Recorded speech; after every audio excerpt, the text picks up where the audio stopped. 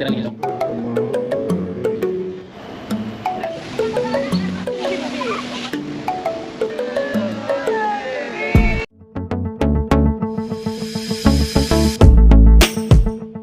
Hello and welcome to my channel. We're now here at Singapore Zoo, Mandai Zoo. We're here at the River Wonders, but we took a ticket for the Singapore Zoo. We'll be going there in a little while.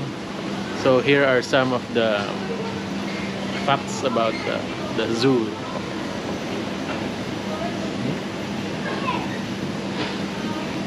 This is a rehabilitation site for animals. Rescued wildlife also. You can see a lot of animals here. Roti Island snake-necked turtle, hassle bamboo shark, southern river terrapin. Here are the places where you can find all the animals. So yesterday we went to Bato Caves and there were some wild monkeys around. They were behaved. They were not taking things from people or asking for food. This is a good place, Singapore, to preserve our wildlife. Let's see and enjoy the view here in Singapore Zoo. Hope you like the video. Don't forget to leave a like, comment, share my videos. Okay, see you later. Shows here. Hello, and we're now inside the Singapore Zoo. There's a wildlife learning center and some shops for your souvenirs. So there are a lot of attractions here. They have schedules. Take note of the schedules. You can also rent a locker. For small locker, only $5 for the first 3 hours, and you pay $1 extra. Just be sure to get it back later before it closes, 6 p.m. Very nice place, well preserved. There, alligator, turtle, okay. Oh, a big turtle, a giant. There are a lot of alligators.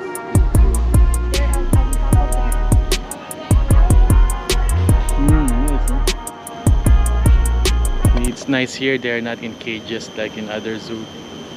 They're just there on the trees. But there's an alligator. Look, giant one. Lowland. No, wow. It looks like a small carp. All pig. They are tired. So now you just scan the map of Singapore Zoo.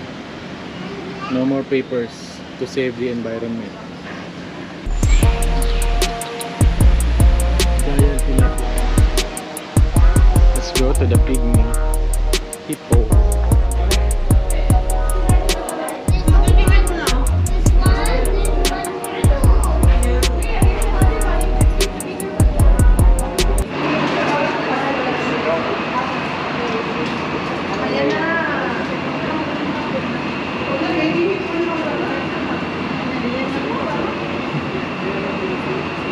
Small hippo. Showtime.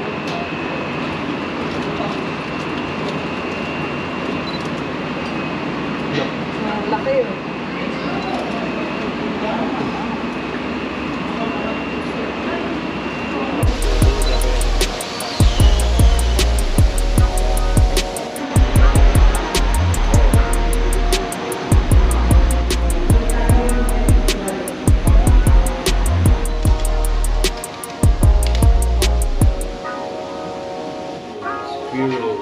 Squirrel.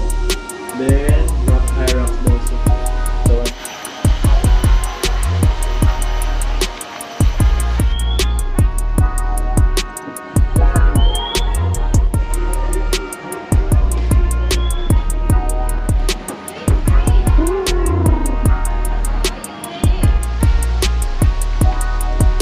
Like the wildlife and nature, Singapore Zoo is a great place to visit.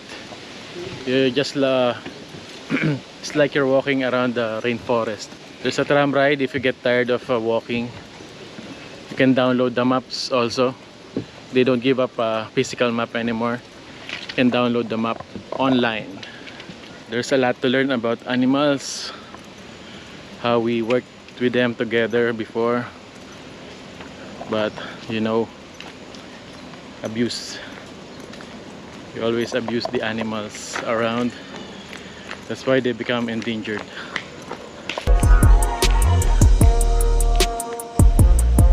Here is the map of the Singapore Zoo. You can still walk here. So this is the tram ride.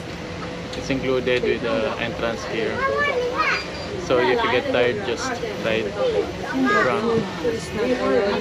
Food not allowed. We were here earlier.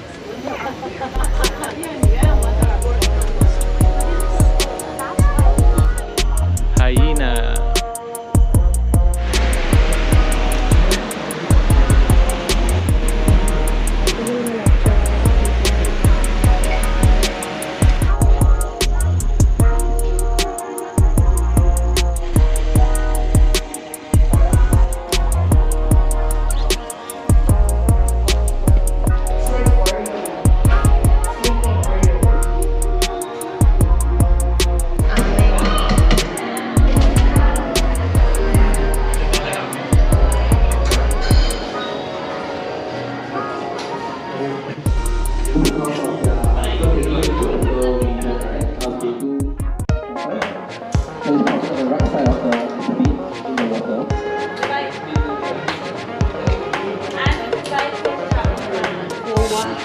Rainbow beshi.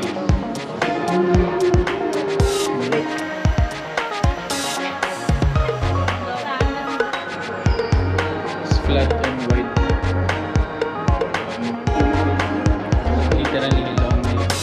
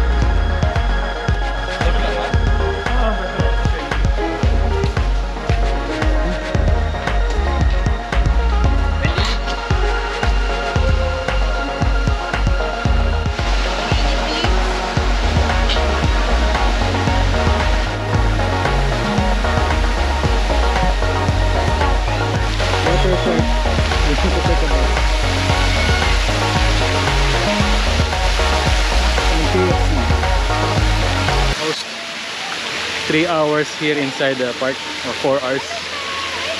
You'll enjoy it here. Ooh, a lot of animals to see. Very nice experience again from Singapore.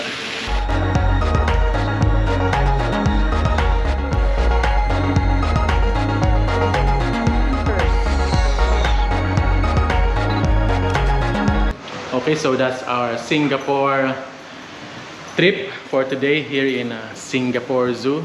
Monday reservation. So we're going outside now. It was a great experience to see all the animals.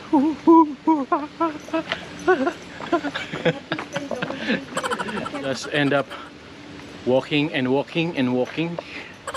Sweaty armpit. And lots of animals. Before I was thinking it's just like a cage for animals. Now I understand this saves all the environment, all the other species, some of the endangered ones. That's nice. Nice. Okay. We have the Singapore Zoo shop, and we'll take out our bags so we can go outside now. By the way, thanks for watching. Don't forget to subscribe to my channel. Check out my other videos. See you soon.